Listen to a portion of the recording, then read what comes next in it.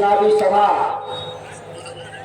के कार्यक्रम की अध्यक्षता कर रहे पूराम जी, संचालन कर रहे मनोज गुप्ता जी, इस मंच पर उपस्थित आदरणीय सांसद बलिया सनातन पांडे जी, आदरणीय हमारे सांसद रावर्सगंज छोटेलाल खरवार जी, आदरणीय विधायक घोषी सुधाकर सिंह जी, आदरणीय पूर्व विधायक डब्ल्यू जी सैयद राजा, पूर्व विधायक सैयद राजा मनोज भाई और समाजवादी पार्टी के सभी हमारे उपस्थित, राष्ट्रीय जनता दल के हमारे सभी उपस्थित सम्मानित नेतागण, इंडिया गठबंधन के सभी सम्मानित नेतागण, Congress party, VIP Insaf party, communist party, CPI MLP party और सीपीएम के सभी हमारे सम्मानित नेतागण और कार्यकर्तागण, आदरणीय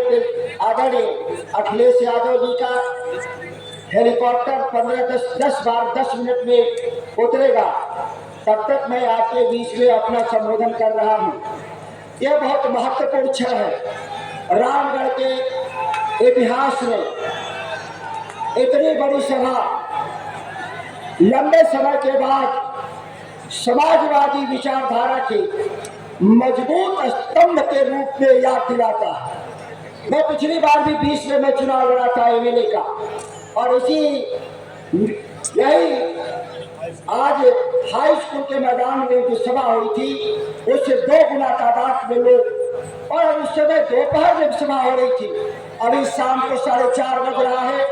ये संकल्प याद दिलाता है कि बिहार केवल रामगढ़ में परिवर्तन नहीं है, बल्कि बिहार की सत्ता बदल रही है, और इसको जो लोग महसूस नहीं कर रहे हैं वो मुगालते में है। स्वाभाविक है कि जो महागठबंधन की जो ताकत है वो पिछले चुनाव के मुकाबले हमारा काफी बढ़ा हुआ है, हमारा गठबंधन भी बढ़ा हुआ है। पिछली बार मुकेश सहनी जी की VIP Insaf party Bharatiya Janata party के साथ खड़ी थी, समाजवादी पार्टी से हमारा बिहार में समझौता उस दौर में नहीं हो पाया था, लेकिन हमारी ये ताकतें राष्ट्रीय जनता दल, कांग्रेस और हमारी कम्युनिस्ट पार्टियों के अलावा इस बिहार में आरपी गुप्ता हमारी एक नई पार्टी है।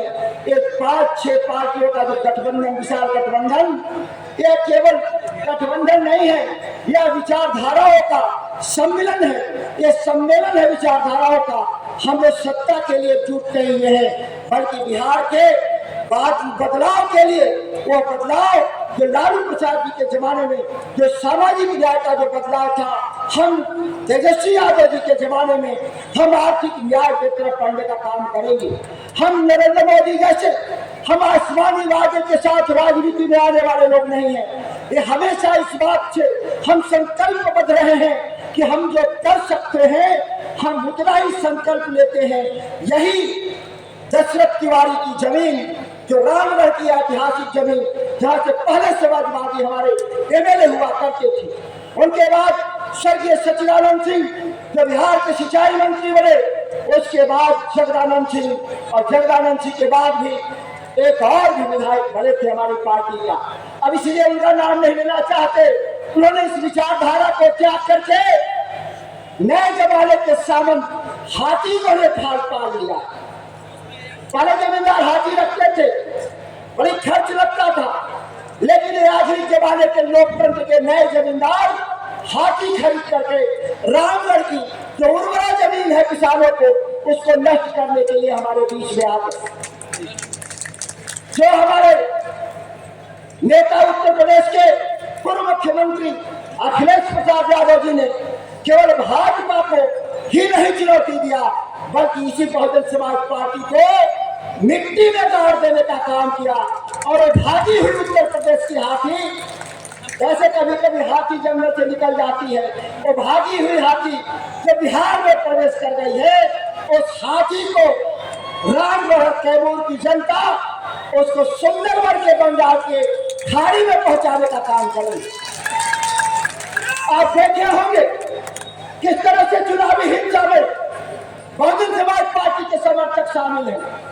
लोगों से मारपीट और हत्या किस कदर शुरू किया इन लोगों ने, यह एक आगाज है, क्योंकि उनके साथ इस घूमने वाले जो ज्यादातर शराब माफिया हैं, जिनको जेल में होना चाहिए, वो लोग आज सड़क पर और मंच पर भाषण दे रहे हैं। इस बात को याद रखिएगा। ये भारतीय जनता पार्टी का जो सांसद विधायक जो इस इलाके से, हम उनके गांव से भाषण दे रहे हैं, यही उनका गांव है। ये हाई स्कूल की बिल्डिंग मेरे स्वर्गीय दादा ने बनवाया था लोगों के मदद से, और उसके बाद इतने सालों में इतना बड़ा भवन बना करके मैं साबित किया कि हमारे पूर्वज जो शिक्षा की नींव रखे थे, जो विकास के वादे किए थे, उस रास्ते पर आगे बढ़ने का काम किए। अगली बार जब आएंगे भाषण सुनने, एक साल बाद 23 से भी बड़ा एक नई बिल्डिंग यहाँ पर तैयार होगा, यह मैं आप लोगों को वचन देता। मैं इसी हाई स्कूल से पढ़कर और मेरे जैसे आधा दर्जन से ज्यादा सांसद, विधायक और मंत्री बनने का काम केंद्र से लेकर बिहार तक, ऐतिहासिक उच्च विद्यालय का प्रांगण जो शिक्षा की बुनियाद जो रामगढ़ में रखा, जिसकी ताकत के बदौलत हम इस देश में सामाजिक न्याय, सांप्रदायिक सौहार्द और इस देश के किसानों की लड़ाई, जिस ताकत से हम लोग लड़ने का काम किया। पहले पट्टा वाले डरते थे। जब मैं विधायक था, इस देश का, इस राज्य का कृषि मंत्री बनाया गया, वो आपके सवाल थे, जिस सवाल के आधार पे नीतीश कुमार की सरकार असहाय हो गई और लगा कि सरकार गिर सकती है, और हमारे सामने चुनौती था देश में नरेंद्र मोदी की सरकार को रोकना।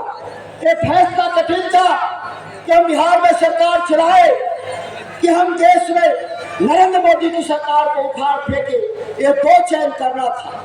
और तब मैंने शहादत देने का निर्णय लिया राजनीति में कि नरेंद्र मोदी को रोकना जरूरी है, बिहार की सरकार चलती रहनी चाहिए। और यह चलती हुई सरकार कुछ फायदे लेकर आई थी। घाटा अगर हो रहा होता तो सरकार को भी मैं नहीं चलने देता।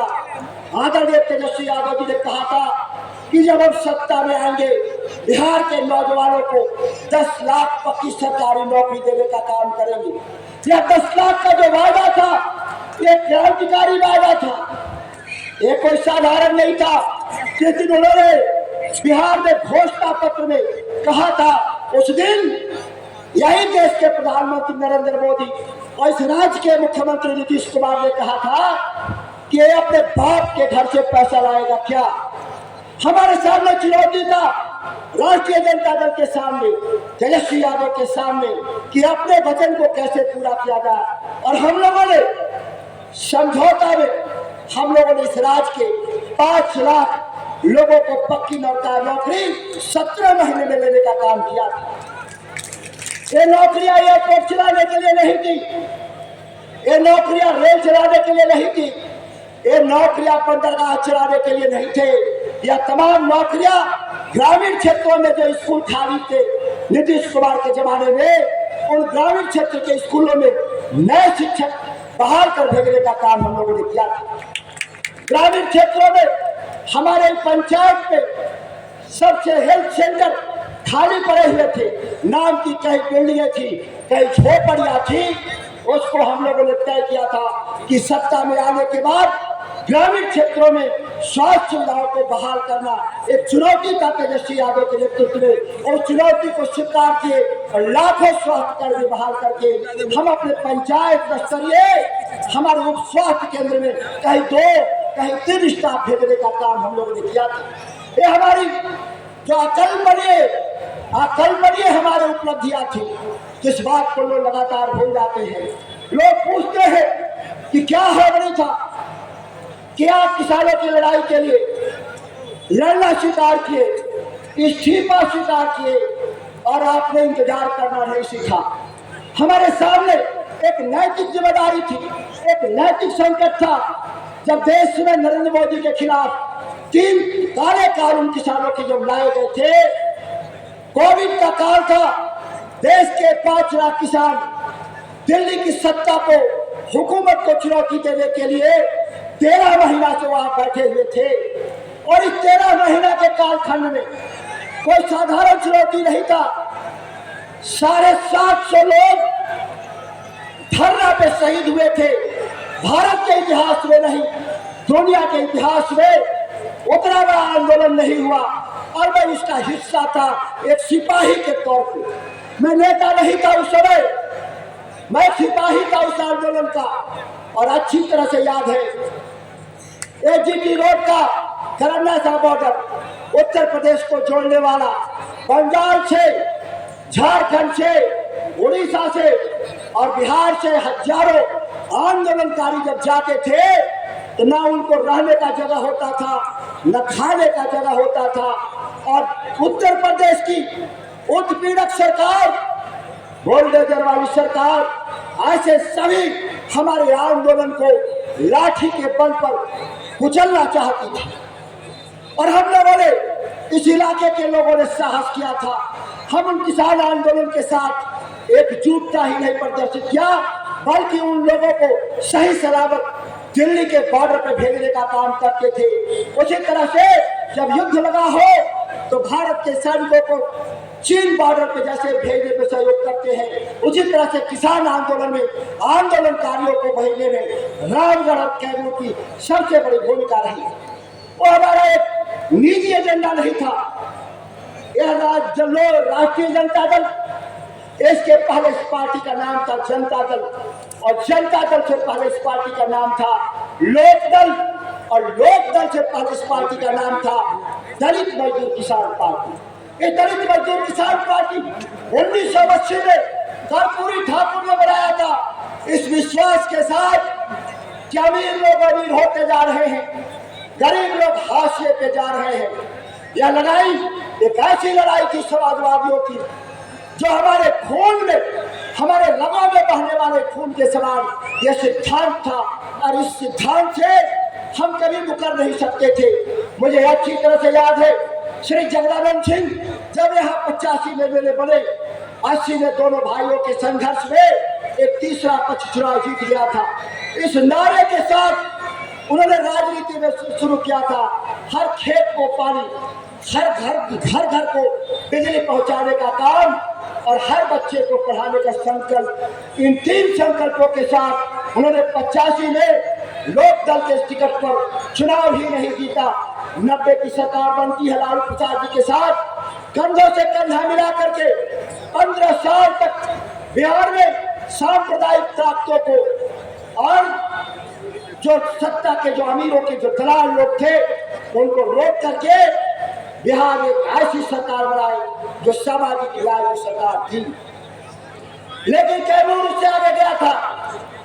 ये सामाजिक न्याय की लड़ाई के अलावा कैमूर ने एक बड़ी उपलब्धि हासिल की थी कि यहाँ का हर बच्चा पढ़ने के लिए गांव में स्कूल, हर घर तक बिजली और हमारे हर खेत तक पानी जो पहुंचाने का जो नारा था, जो नारे आज 2014 में मोदी सरकार ने दिए थे, वह वादे इस इलाके के लोगों ने उनके कार्यकाल से, उनके राजनीतिक वजूद से पहले, मैं दावे के साथ कहता हूं कि नरेंद्र मोदी के राजनीतिक वजूद 2002 में शुरू होता है।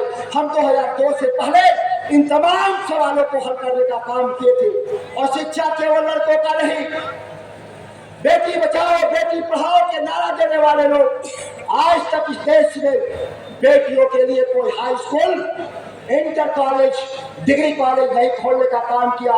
लेकिन सच्चिदानंद सिंह ने इस इलाके में उस जमाने में बेटियों को पढ़ने के लिए डिग्री कॉलेज से लेकर हाई स्कूल, इंटर कॉलेज खोलने का काम किया। के बीच में 13 साल 2 एमएलए रहे, इन्होंने शिक्षा को जड़ में पहुंचा देने का काम किया था। साथियों, मैं भाषण को इसलिए जल्दी खत्म करना चाहता हूं कि हमारे नेता अखिलेश यादव आ चुके हैं। मैं आपके बीच में फिर सभा होगी, अपनी बात को रखने का काम करेंगे।